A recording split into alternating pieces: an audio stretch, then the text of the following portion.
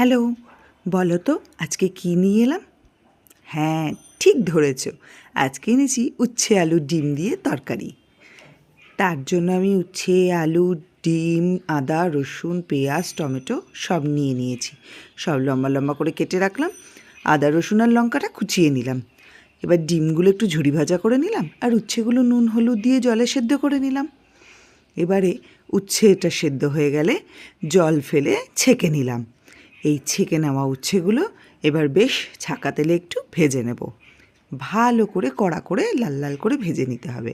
তারপর উচ্ছেগুলো তুলে রেখে সেই তেলেই জিরে ফোড়ন দিয়ে দেব পেঁয়াজ আর কেটে রাখা আলু। এই দুটো একটু নাড়াচাড়া করে নেব। এর মধ্যে দেব নুন। এবার নুন দিয়ে ভালো করে মিশিয়ে নিয়ে এর মধ্যে দেব কুচি করে রাখা আদা, রসুন আর লঙ্কা, আর দেব লম্বা করে কেটে রাখা টমেটো।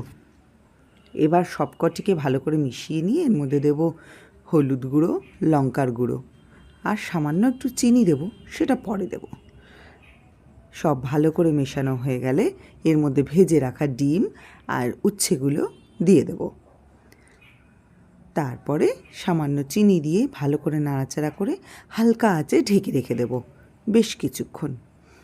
যখন আঁচ খুলব দেখব এটা কিন্তু টমেটোর জলেই পুরো রান্নাটা রেডি হয়ে গেছে। খেয়ে দেখো কেমন লাগে।